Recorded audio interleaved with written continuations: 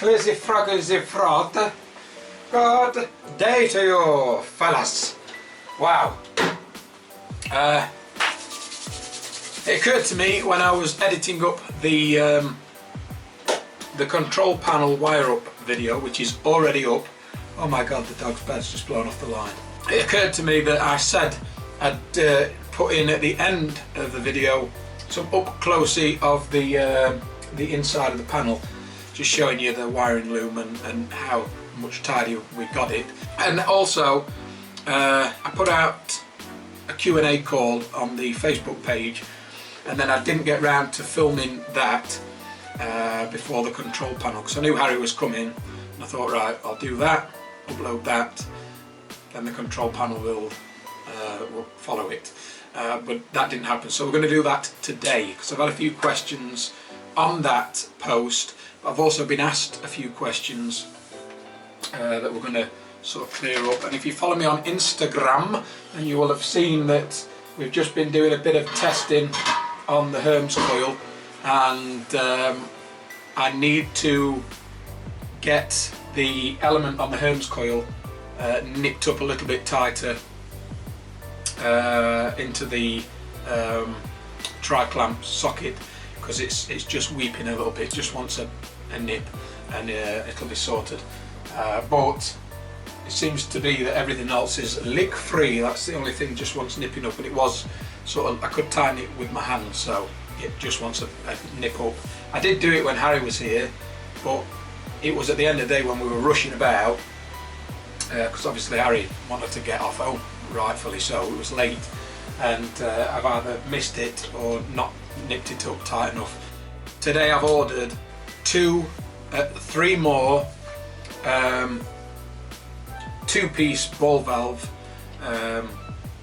taps, because the 3-piece ones that are on the pots are quite expensive. I'll eventually swap them out when I've got a bit more cash, but they were like £20 a pop, and the 2-piece are 10. So I've ordered 3 of them. One that's going to control the flow after the pump, like we had before for each pump, and a tap for the whirlpool fitting, so then we can obviously shut her off, and then we can fill the pot and test it without it obviously getting through the whirlpool fitting. And I've also ordered 4 stainless steel elbows to start building the filtration system, which will leave the boil pot and head into the plate chiller. So I did mention it on the other video with the wiring up, but basically I'm gonna have a frame. So we've got the 4 elbows. At the top I'm thinking about having a 3-way ball valve, so I can send it one way or the other, and then it comes down the frame, and in the middle here you've got the 2 Y strainers, and then it meets back down into an outlet which you can hook your pipe on, then into the plate chiller. And that way, if you're directing the wort right through the filter, and that filter blocks up, you can switch flow to the other side while you're taking the Y filter out, cleaning it, sanitizing it, put it back in, and then if the left hand side blocks up, boom, you can direct it through the right, and that way you've got a constant flow. It doesn't matter if one blocks up, because you can direct the flow, clean it out, sanitize it, put it back in, and it just means that if we do get a blocked filter, I haven't got to shut the whole process down to remove it, to clean it. We can just keep going. So I've ordered the parts, the elbows for that. I need to order the tap, the Y strainers, and then we can get onto that build. But anyway, let's move on to the questions, and then I've done a little bit more tidying up, but I'll show you that when we're looking into the wiring. Let's dive straight into the questions now, otherwise this video is going to get on too long. Okay, Alan Lone, he says, I'm looking at getting into an all-in-one brewing system as space is limited. any recommendations. I also love watching your YouTube channel, keep up the good work. The only experience I've had so far with all-in-one brewing systems is the Grainfather, which I've tried years ago. I think it was the only one in the country, and that came from New Zealand. It's when I was doing in talks with Wine Works. It's now Love Brewing, but he sent me the test unit, and I did enjoy brewing on it. And if I hadn't got the space, then I would use an all-in-one brewing system for definite. But my knowledge on them and experience is very limited. So I would say the people you need to look at is Gas Slug over in Australia, although he's changed his YouTube channel to, I think it's the Homebrew Network, or Brian from Short Circuited Brewers. He's done a lot of intensive reviews on all-in-one brewing systems, Brewzilla's and Robo Brews. They're all-in-one brewing systems. I got contacted by a company in Australia, Keg King, who said that they're looking for people to review products, and they wanted to know if I was interested in doing so.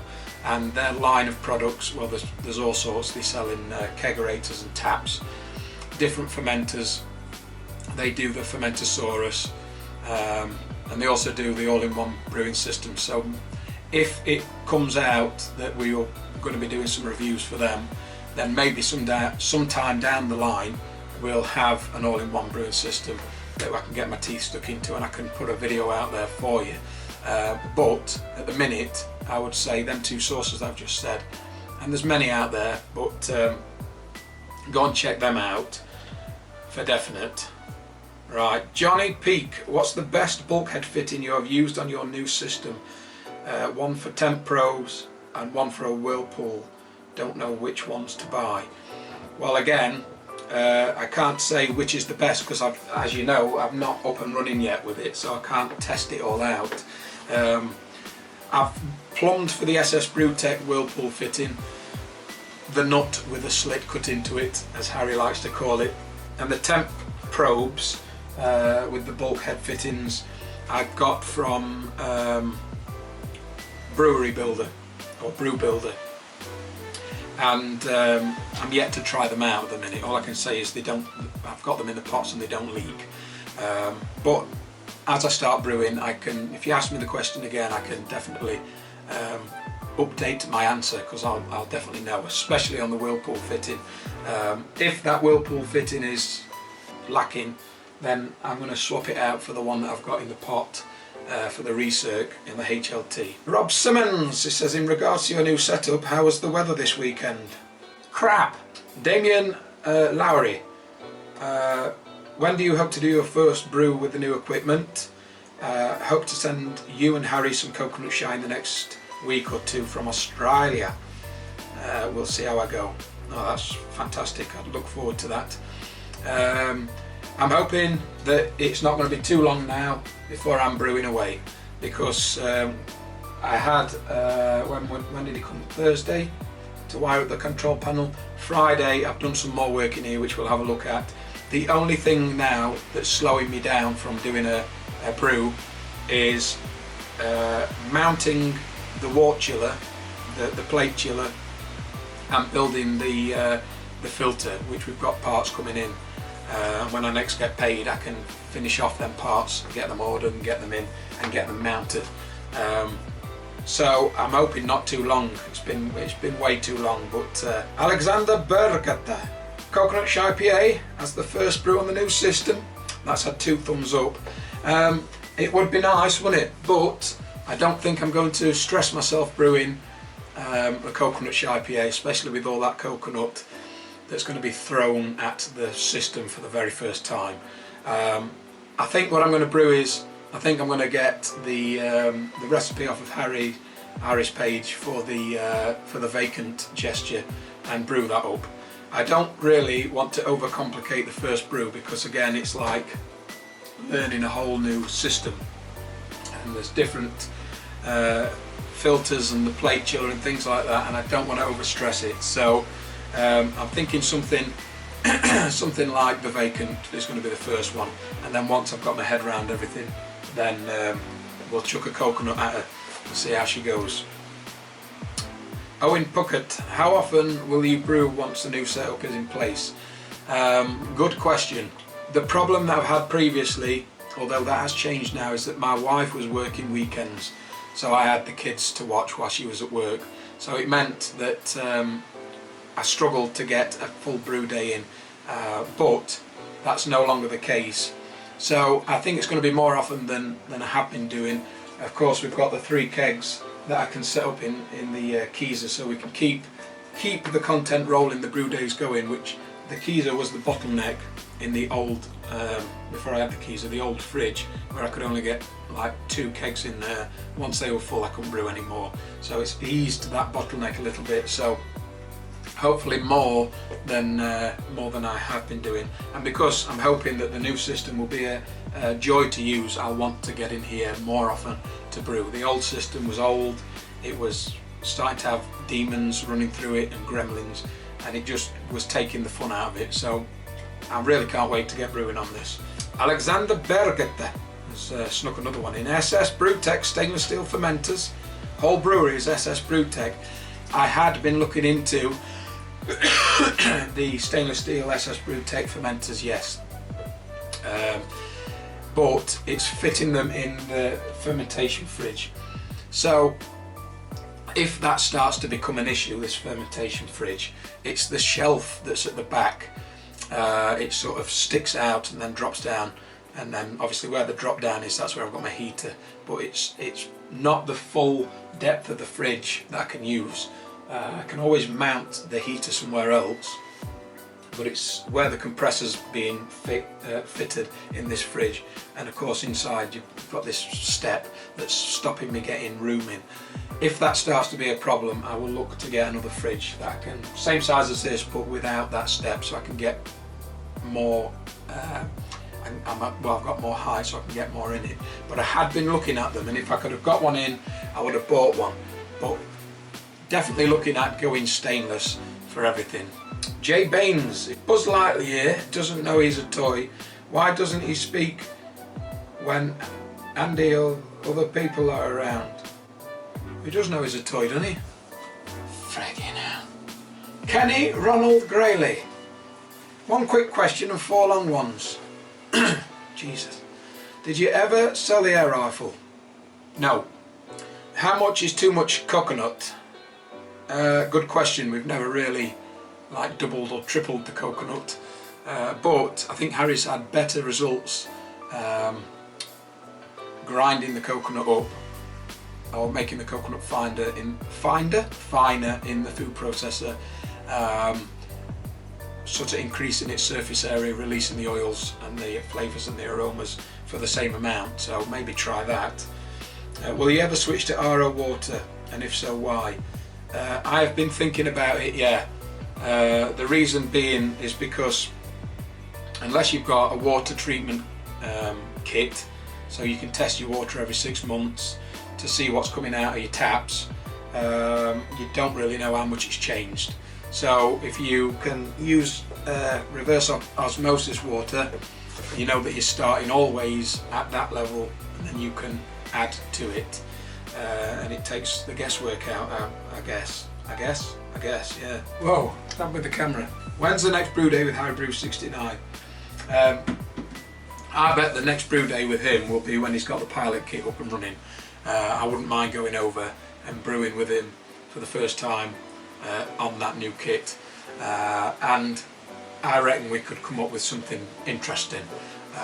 But be it the first brew, you might want to just put something simple through. Regardless, I'd like to be there when it happens, just to get brewing again with him. So watch this space. And the SJ Pour competition, have I entered it? He says. No, I entered the first year it came up. I really enjoyed it. It was just simply brew your best beer, and it was fantastic. I won the UK leg, and so I managed to taste the other beers in the other portion to the competition. It were really good. So we'll see in the future. Definitely not this year. but we'll see in the future if we enter it again. I wouldn't mind getting Harry back involved with it, and we could probably do a collab and send the collab in. And Graham A. Hughes, he says, other than the Coconut Shy IPA, what beers do you think you might be brewing this year? If I got chance, or if I have chance and I've got enough time, depending on the time, depends on the strength of a stout for Christmas.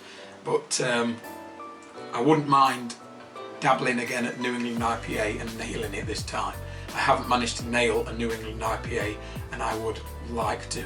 So I think I've brewed it twice, and I haven't really got the desired effect of a New England IPA. So I might do it again and friggin' crack it. But who knows? We can do anything. We can do anything on this new system.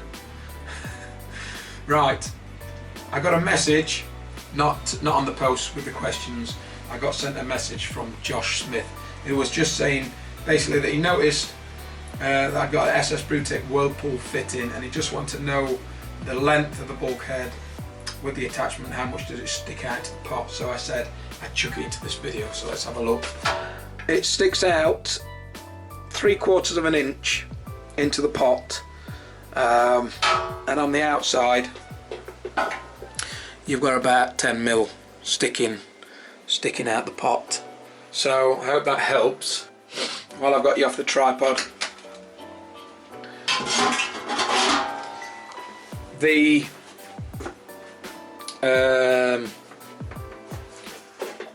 probe wires, I've neatened them up. They're now tacked underneath the bench, and they run round the back, and then they come out here and up into the control panel. I've done the same thing with the firm fridge, the wire for the firm fridge, the probe cable. I've just zip tied it down here. It just makes it a lot neater. It's not going to get pulled or anything. But the fridges are back on. Everything's back on. I just need to tidy this cabling up here, and this is back on. Fans, etc. What else? I've wired up the elements. So all the elements, the two in the boil pot and the HLT, is all wired up. I just need to put some sealant around these cables here, just to be on the safe side, a bit of black silicone or something, just to get them a little bit more watertight. But yeah, everything's still working correctly. I just can't wait to get going on it, really. So that's it. What else have I done? What else? Oh, this was leaking, and I had it like this, where the metal elbow, the stainless steel elbow, is touching the pot, and then the silicone seal was on the inside, and it didn't matter if I had it finger tight or ultra tight, it was leaking. So I put the seal on the outside, no leaky no more. So we've had it full, and it no leaky. So everything seems to be coming together quite nicely. So that's what we've been doing. Yesterday and today, just tidying up. But elements are all wired up. I actually had the HLT element on today. I couldn't resist. I know I was leaking water on the back, but I just wanted to see if I'd wired things up correctly. So I flicked her on, and she worked a treat. But we'll run through all the testing once we've got everything watertight. I'll make videos on testing each part, just to make sure it's all watertight, and then we can, once the bulkhead fitting for the Whirlpool is watertight, then we can have a boil test, and we can test the fan out. It's all videos which are going to be coming up, but I'm going to put you on the noggin, and then we're going to have a look inside this control panel like I promised, and then we'll sign out. Right, I'm going to kill power to control panel, and now there's no power on there. Fermentation fridge is down, And so's the Keyser. Right, so as promised, like I was going to put into the other video, let's have a quick look inside. Well, straight away you can see a difference from the last panel, but it's a lot different this time. And I know most of the comments have been like, everyone needs a friend like Harry. Yes, I'm extremely lucky to know him and have him as a friend, and the fact that he's clued up on wiring things up, and then he's willing to spare his time to help me. I'm very, very lucky, I know that, definitely.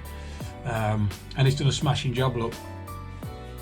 I've been round, the only thing I've done on this wiring up is a little bit of soldering where I could, not these, Harry did them. But I did the rest of the soldering, and I did the tidying up with the cable management. And that's it, basically. He's done an absolute solid for me.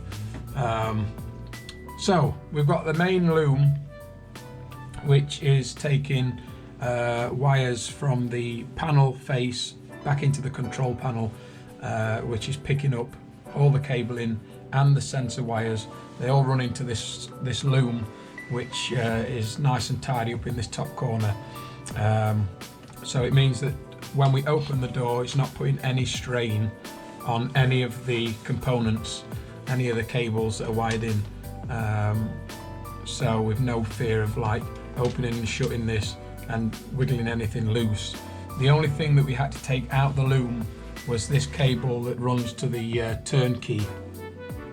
That was very tight, and when you open the door it was putting a lot of strain on it, so we just we unhooked it and tied it, screwed it back into place, so it's now not putting any strain on that cable. But look at that, I mean, everything's got its own path, it's nice and straight.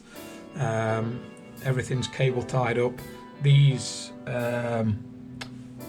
blocks that you tie wrap cables to are fantastic, although some of them have started to come unstuck, which I can get a little bit of glue behind them and stick them on, but it's only in the places where it's carrying a lot of cable, like here, look, you see. But I can get some stuff behind there and get it stuck back.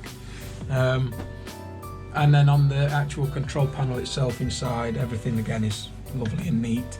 All the earth wires are on the panel itself, the box itself, and just everything's just nice and neat. You can work on it. If we ever need to change out these, we can do. Harry says they last quite a bit longer when you take the LEDs out of them, but they do burn up, and it's just a case of unplugging them and switching them out for another one. I've got 2 spare, I can order some more. But yeah, everything's mounted nicely. There's a bit of space here if we want to add anything to it in the future, and you'll notice this bit of cable here which isn't doing anything. In fact, I've just had it come loose now. Let's stick it back there. Basically, I'd got it in my head that I needed 2 cables coming out of the Keyser, the same as the firm fridge, because we've got cooling and heating coming in for the fermentation fridge and then running it round to the STC. And I assumed we'd got the same thing for the Keyser, but the STC is in the Keyser, so all we needed was power out. Everything that's in there that runs the firm fridge is inside here, so we just needed power out. So I've got another hole into the control panel. So I've just for the time being, I've blanked it off and tightened it down with this inch of cable, but I'll put something else in there suitable, a bit more suitable than that, and look a bit nicer, just so that nothing gets splashed in. But yeah, I'm super happy with it. It's nice and neat. Even up here, look, everything's nice and neat and tucked away. And like Harry was saying, everything on here is 24 volt, so it's a lot safer than having the whole panel running at 240 volt. This is the only cable that This is the only part that's running the 240 volt, which is on the key start, but everything else is 24 volt. So there you go, fellas. There you fragga go. Nice little look inside. It's looking good. It's looking very good. I can't wait to get it up and running. And that's it, fellas. That concludes another video. Questions and answers. Had a look at updates of work we've done on the pots and a bit of tidying up, and a look inside the old Gatsaw control panel. Well, that's it, fellas. So as always, don't forget to thumbs video because you're all. Don't forget to like and subscribe. Please mind you can share the video good of all to see you until next time. I'm out of here.